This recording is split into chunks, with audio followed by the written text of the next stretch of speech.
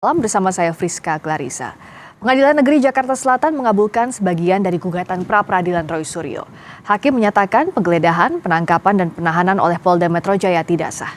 Hakim Tunggal PN Jakarta Selatan menilai upaya paksa oleh penyidik Polda Metro Jaya di rumah Roy Suryo pada 19 Juni 2026 lalu melanggar ketentuan KUHP. Menurut Hakim, penggeledahan rumah Roy terbukti dilakukan tanpa mengantongi izin resmi dari Ketua Pengadilan Negeri setempat. Namun, putusan pra-peradilan ini tidak menggugurkan status hukum Roy Suryo sebagai tersangka kasus dugaan fitnah ijazah Presiden ke-7 RI Joko Widodo. Maka kami nyatakan persidangan pra-peradilan nomor 99 selesai dan ditutup. 1. Mengabulkan permohonan pra-peradilan pemohon untuk sebagian. 2. Menyatakan penggeledahan yang dilakukan termohon terhadap pemohon berdasarkan surat perintah penggeledahan rumah dan tempat tertutup lainnya nomor SP dah rumah TAP 373-6 Romawi Res .124-2026 Ditreskrimum Polda Metro Jaya tanggal 18 Juni 2026 adalah tidak sah. 3. Menyatakan penangkapan yang dilakukan oleh termohon terhadap pemohon berdasarkan surat perintah penangkapan nomor SP Kap 7036 Res 1.14-2026 Ditreskrimum Polda Metro Jaya tanggal 19 Juni 2026 adalah tidak sah. 4. Menyatakan penahanan terhadap pemohon berdasarkan surat perintah penahanan nomor SP Han 458-6 Romawi Res 1.14-2026 Ditreskrimum Polda Metro Jaya tanggal 19 Juni 2026 adalah tidak sah. Merespons putusan ini, Roy Suryo menyatakan apresiasinya terhadap objektivitas hakim. Sementara itu, Roy akan tetap bersiap menghadapi sidang pra-peradilan kedua yang dijadwalkan bergulir pada Jumat nanti, khusus untuk menguji keabsahan penetapan status tersangka dalam jeratan Undang-Undang ITE. Pra-peradilan kedua ini tetap dilakukan karena putusan pra-peradilan pertama hanya membatalkan terkait penangkapan, penahanan, dan penggeledahan, tetapi belum menggugurkan status hukumnya sebagai tersangka. Kita akan tetap memperjuangkan nanti ketika hari Jumat itu akan ada pra-peradilan yang kedua. Pra-peradilan kedua itu ada hari Jumat dan itu apa isinya nanti akan disampaikan. Dan saya juga ingin sampaikan, hari ini kita menyelesaikan pra-peradilan di Jakarta Selatan. Kita juga akan mengikuti nanti perkara pokok itu di Jakarta Timur. Tapi kemarin kita mengajukan gugatan PMH itu apa sih? Perbuatan melawan di Jakarta Utara. Presiden ke-7 Republik Indonesia Joko Widodo kembali menegaskan siap hadir ke persidangan Roy Suryo. Jokowi memastikan akan membawa seluruh ijazah pendidikannya. Selasa siang, Jokowi bilang akan hadir di persidangan jika sudah ada panggilan dari majelis hakim. Jokowi juga kembali menyatakan tetap menghormati proses hukum Roy Suryo dan Dr. Tifa untuk kasus dugaan pencemaran nama baik terkait ijazahnya. Kalau saya diundang oleh Yang Mulia Majelis Hakim untuk hadir di forum persidangan, ya saya akan hadir. Dan sesuai yang saya sampaikan yang lalu, saya akan membawa dan menunjukkan ijazah dari SD, SMP, SMA, dan S1 yang saya miliki. Baik untuk persidangan Roy Suryo dan Tifa ya Pak? Ya mestinya seperti itu. Kita bahas kelanjutan pra-peradilan Roy Suryo selanjutnya bersama simpatisan Roy Suryo, Michael Sinaga, dan juga kita akan membahas bagaimana sikap Presiden Joko Widodo untuk Presiden ke-7 RI Joko Widodo untuk mengantisipasi putusan hakim nanti bersama pengacara Jokowi Yakub Hasibuan. Selamat malam, Bung Yakub, juga Bung Michael. Selamat malam.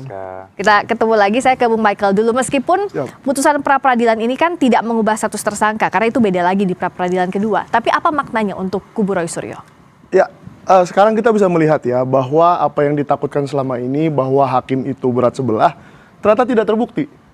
Ya, tadi kan Pak Roy Suryo meminta penggeledahannya dinyatakan tidak sah, penangkapannya dinyatakan tidak sah. Sebenarnya ada satu yang mungkin masyarakat tidak terlalu melihat, bahwa di malam hari di Rumah Sakit Polri Kramat Jati itu ada upaya paksa untuk memindahkan. Untung nggak jadi, karena saya dan beberapa teman-teman langsung meluncur ke rumah sakit dan membatalkan keinginan Polri untuk melakukan itu. Kalau tidak, kalau tadinya itu jadi dilakukan, mungkin itu masuk juga. Penangkapannya saja nggak sah, penggeledahannya nggak sah, apalagi pemindahan yang tidak jadi itu. Nah, sekarang kita sudah melihat banyak cacat dalam proses ini. Kalau memang Polri dalam SOP-nya saja cacat, sudah dikatakan hakim loh, ini bukan kata saya lagi. Kenapa kita nggak mempermasalahkan pasal-pasalnya? Kenapa kita mempermasalahkan pasalnya? Nah, saya sebagai orang yang setiap hari bersama-sama dengan Pak Roy dan Dr. Tifa, saya tahu betul, Dr. Tifa itu tidak ada sama sekali memegang ataupun mengubah ataupun memanipulasi dokumen. Karena dia memang nggak ngerti melakukan itu. Dia itu hanya seorang dokter yang mempunyai keahlian untuk menilai apakah ini foto Pak Joko Widodo yang presiden atau bukan. Bung Michael, artinya Gitu. walaupun pra-peradilan ini tidak bicara soal pokok perkara, tapi Anda juga meragukan isi dari pokok perkaranya. Ya itu, jadi kan dari awal ini ada beberapa pasal yang kesannya dipaksakan. Sepertinya 12 orang yang dilaporkan semuanya melakukan pasal 310, 311, 27, 32, dan 35. Termasuk saya yang dilaporkan juga kan, salah satunya. Tapi 10 dari kami sama sekali tidak mengetahui Oke. soal pengubahan dokumen atau manipulasi dokumen atau dokumen pun. Saya mau tanyakan ke Bung Yakub, apakah soal tadi penggeledahan, penangkapan, ini jadi ada keraguan juga soal materi penyidikan? Mbak Friska, kalau dari saya melihatnya tentu pertama kita harus hormati putusan hakim. Apapun itu, putusan itu harus kita anggap benar karena sudah dikeluarkan oleh hakim tunggal dalam perkara ini. Nah, sejak awal mengenai pra-peradilan kami selalu konsisten bahwa itu merupakan lembaga yang disediakan oleh KUHAP dan itu merupakan hak. Kami sama sekali tidak pernah mempermasalahkan mereka menggunakan ini. Jadi sampai kalau ini ternyata diputus demikian, ya baik ya kita ikuti, kita hormati. Walaupun juga memang ini tidak ada kaitannya dengan pokok perkara, sama sekali tidak ada kaitannya.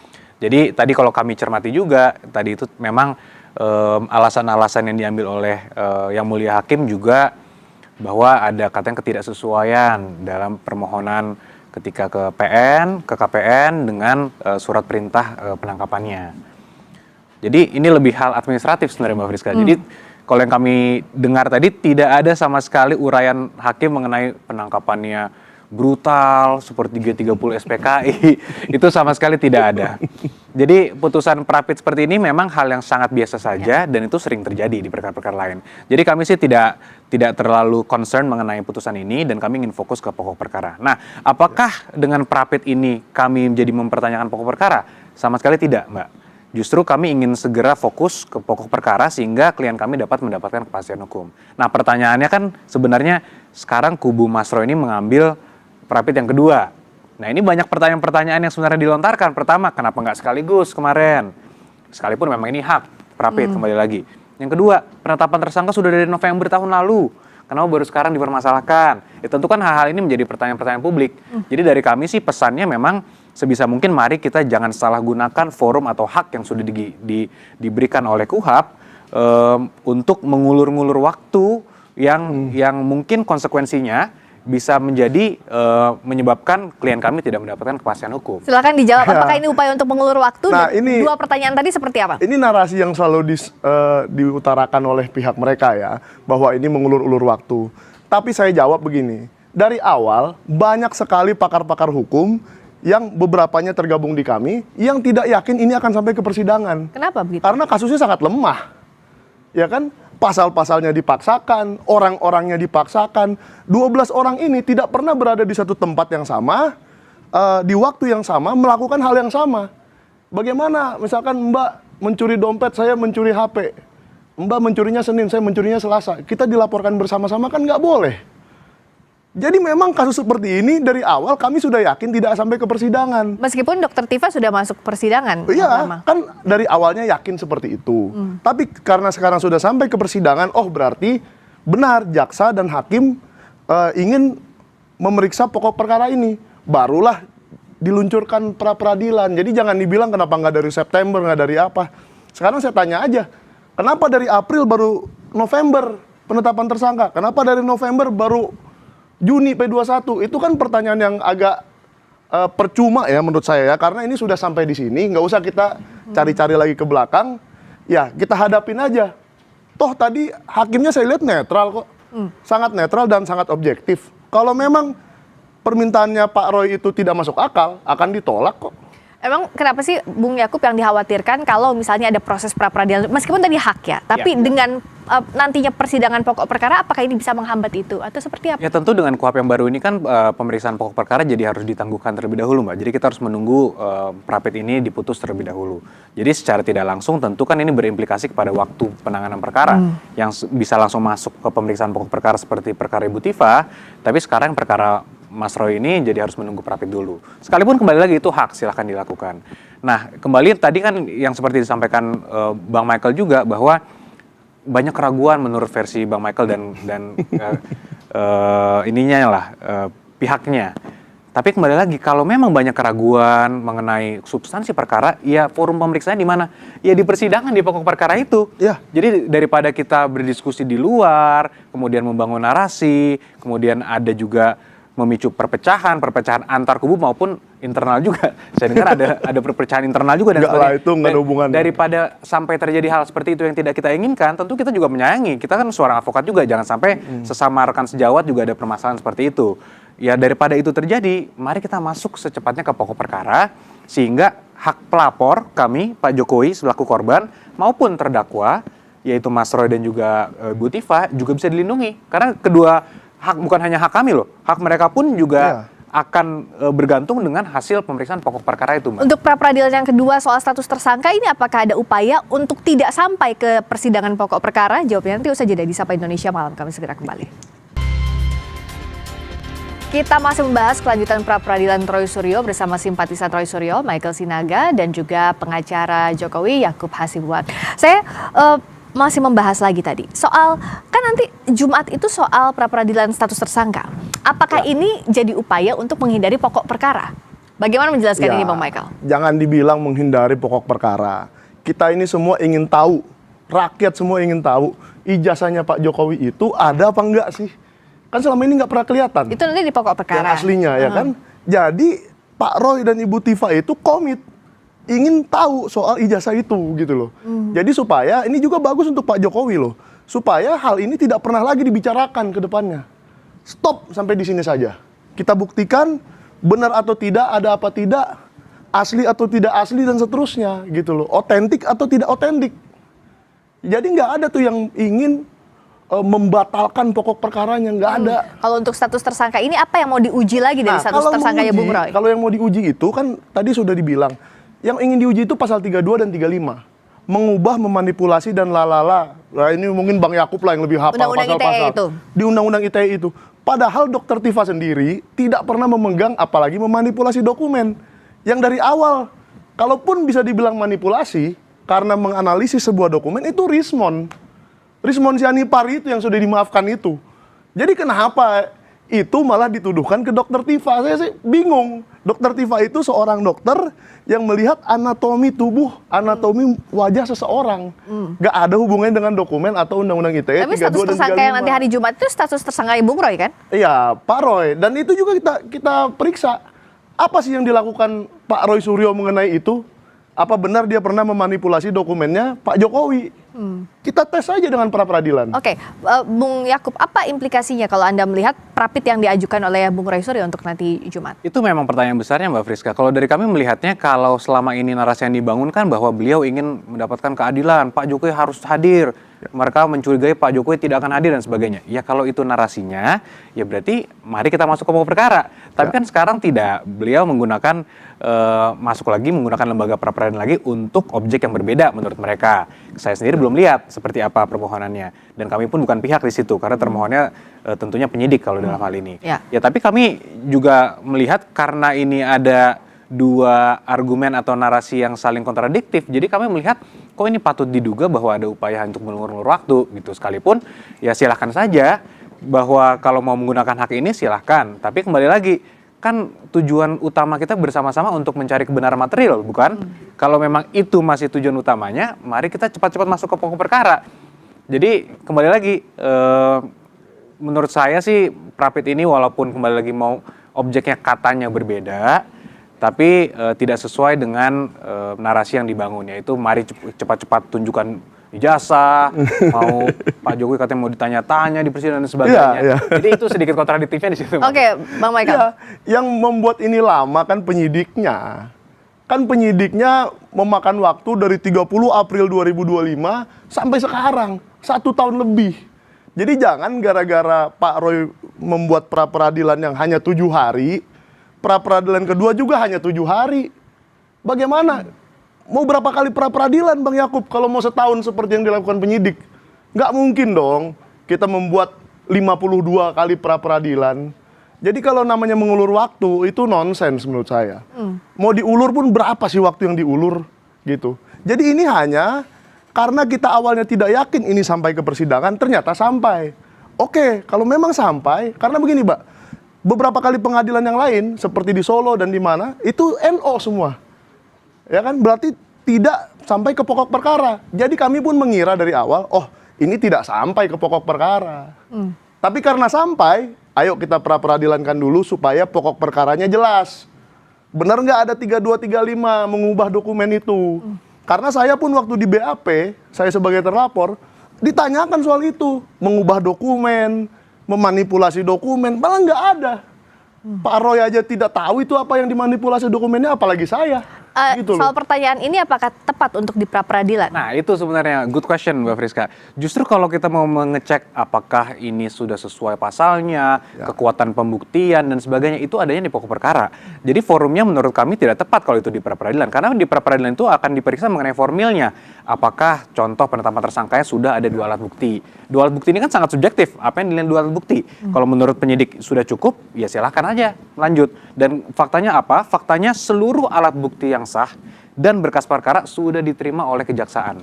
Berarti kejaksaan sudah sepakat dengan kami nih bahwa ada tindak pidana di sini, yang terdakwanya ada 2 orang ini. Mari kita sidangkan, kita cari kebenaran material, kita serahkan pada majelis hakim. Kan itu sebenarnya stance-nya sekarang. Tapi kalau sekarang mundur lagi mengatakan bahwa tunggu dulu, kita cek dulu kekuatan alat bukti ini di pra-peradilan loh. Kok jadi salah kamar? Oh, bukan alat buktinya, Jadi pasalnya kalau Bang. kekuatan pembuktian ini dan persesuaian pasal itu adanya di pokok perkara, Mbak. Iya, Walaupun di dakwaan nanti seperti Ibu Tifa kan mengajukan eksepsi, Ya. itu forumnya silakan, boleh ada perlawanan diatur di situ. Iya, Michael. kalau begitu caranya Mbak, enak aja nanti polisi misalnya dia mau menyidik seseorang, masukin aja pasal sebanyak-banyaknya. Masukin aja 20 pasal. Mana yang kena deh. Gitu kan? Kan nggak boleh begitu penegakan hukum. Kita harus melihat pasalnya benar dulu, baru masuk ke persidangan. Bahkan seperti yang kemarin terjadi, 3 orang pelapor gugur loh. Yang namanya Andi Kurniawan, Lecumanan, dan Maret Samuel Sweken itu gugur ya Bang ya? Ya. Yang tersisanya Pak Joko Widodo. Berarti kan tidak terbukti. Berarti kan bisa saja yang dilakukan penyidik selama ini sampai ke tanggal P21 itu ada yang salah. Dan itu tersaring oleh jaksa. 3 orang itu tersaring oleh jaksa. Mungkin kalau di jaksa tidak melihat bahwa itu bisa disaring, ya udah kita coba saring lewat pra-peradilan. Siapa tahu tersaring juga pasalnya. Ini upaya men-challenge status tersangkanya itu, Bung Yakub. Ya, tadi menarik juga bahwa Bung Michael juga mengatakan sebelumnya ada 4 laporan kemudian terfilter dan sebagainya. Justru kalau dari kami angle-nya kita putar nih, justru itu membuktikan bahwa sebenarnya sudah ada proses check and balances termasuk gelar perkara khusus, Mbak. Di gelar perkara khusus itu kan dilihat semua proses penyidikannya seperti apa, pasal-pasalnya dijabarkan, dan waktu itu summary-nya dari gelar perkara khusus adalah kesimpulannya penyidikan sudah dijalankan dengan semua prosedur yang sesuai. Jadi tidak ada kesalahan, pelanggaran dan sebagainya, termasuk ketepatan pasal di situ. Nah, kemudian dicek and balance lagi oleh kejaksaan dalam proses pelimpahan. Ternyata diterima juga, kejaksaan meyakini sudah sesuai pasal-pasalnya. Terakhir nih check and balance terakhir ada di persidangan. Nanti majelis yang menilai. Jadi prosesnya menurut kami sudah berjalan dengan baik. Tinggal kita tunggu saja seperti apa. Nah, terakhir voice-nya ada di siapa? Voice-nya ada di majelis hakim. Jadi itu yang kita tunggu, Mbak. Nah, permohonan nanti hari Jumat apakah sudah cermat disusun bahwa itu tidak akan berselisihan dengan pokok perkara yang harusnya nanti dibahas pada persidangan? Iya, kan tidak apa-apa dong. Kan tadi Bung Yakub juga udah bilang, sekali di gelar perkara khusus, 2 kali di jaksa, kenapa tidak di pra-peradilan juga? Tidak ada yang perlu ditakutkan oleh Pak Jokowi kalau memang itu sudah benar dong. Tapi kalau itu memang tidak benar seperti cara penangkapan dan penahanan yang dilakukan oleh polisi, ya akan gugur di pra-peradilan. Ya sudah, kita terima aja bahwa itu sudah terjadi, kita fight di pra-peradilan apakah pasal itu sudah diterapkan dengan benar. Gitu aja. Memang ada ketakutan dari pihak Pak Jokowi soal ini? Sama sekali tidak, Mbak. Dari awal sama sekali ketika Prapit yang pertama pun kami selalu konsisten. kami sampaikan itu merupakan hak, silakan saja. Kami mempercayai bahwa majelis hakim dalam hal ini, lembaga peradilan kita itu lembaga peradilan yang independen, kuat dan terpercaya. Jadi menurut kami, ya kalau itu memang mau diserahkan ujung-ujungnya kepada majelis, kepada yang mulia, ya silahkan. Tapi kembali lagi, kita kan mau melihat bagaimana kita menggunakan pasal-pasal ataupun lembaga-lembaga yang sudah diatur oleh ketentuan hukum yang ada dengan sebaik mungkin dan dengan itikat baik. Nah ini kan sekarang masyarakat menjadi menilai, kok 2 kali, kok nggak bersamaan kemarin, kok nggak dari November. Ya ini pertanyaan-pertanyaan yang wajar saja keluar. Kalau dari kami biasa saja karena kami pelapor. Jadi kami meyakini bahwa apapun ini tidak akan mempengaruhi pokok perkara. Kami ingin ini segera disidangkan dan Pak Jokowi mendapatkan kepastian hukum. Apa sih sebenarnya yang dikejar Bung Roy sekarang di tahap pra-peradilan untuk status tersangkanya juga nanti menuju ke pokok perkara? Ya begini Mbak, kan lebih enak kalau kita pertanyakan satu persatu. Ini hanya ada waktu 7 hari. Kemarin juga persidangannya itu mungkin Bung Yakub tahu banget kalau pra-peradilan itu diburu-buru sekali sidangnya. Saksi yang bisa diajukan juga terbatas sekali. Bukti yang bisa diajukan juga terbatas, waktunya loh yang terbatas. Jadi kan lebih baik kalau kita tanyakan penangkapannya dulu. Kalau kita tanyakan penangkapannya, pasalnya, ininya, itunya sekaligus semua, apa cukup 7 hari? Hakimnya juga bingung kali, kapan waktu saya untuk menimbang ini gitu loh. Maka kita berikanlah yang masuk akal, permohonan yang masuk akal. Ini masyarakat juga menilai bahwa permohonannya Pak Roy itu masuk akal. Dia baru saja diperlakukan seperti itu oleh penyidik, oleh Polda Metro Jaya, wajar. Dia masih tidak terima atas perlakuan itu dan ternyata benar. Ternyata benar, hakim tunggal juga setuju bahwa perlakuan itu tidak benar dan itu tidak sah. Cara memperlakukan seperti itu. Nah, sekarang kita move ke yang kedua. Status tersangka. Yang kedua itu status tersangka dan pasal-pasalnya. Karena gini, kalau seandainya yang dianggap masuk akal oleh hakim hanya pasal 310, 311, tidak boleh ditahan di bawah 5 tahun ya Bang ya. Saya tahu begini karena sering meliput-liput berita hukum saja. Artinya gini, kasus hukum di Indonesia ini kriminalisasi sudah sangat banyak. Bukan ini yang pertama dan bukan ini yang terakhir menurut saya. Jadi apa salahnya kalau memang ini sudah mata publik sudah tertuju ke sini, mari kita jadikan ini pembelajaran. Bahwa tidak boleh seorang terdakwa diperlakukan seperti itu. Mau digeser dari rumah sakit, mau dijemput dari rumah sakit jam 12 malam. Apa itu benar? Apa itu manusiawi? Ya kan? Dan apakah itu manusiawi mengatakan seorang dokter yang keahliannya menilai anatomi dibilang memanipulasi dokumen? Itu kan 2 hal yang jauh berbeda gitu loh. Jadi kalau memang pasalnya salah, katakan saja salah.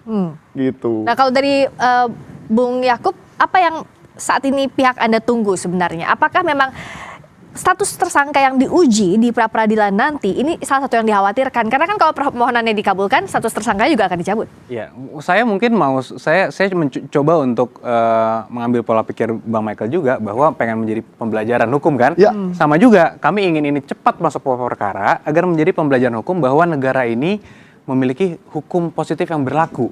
Kita tidak boleh menebar berita-berita bohong, fitnah itu tidak boleh, orang-orang tidak bisa dengan seenaknya tanpa data, tanpa hak bisa memfitnah orang, itu semua memiliki konsekuensi hukum.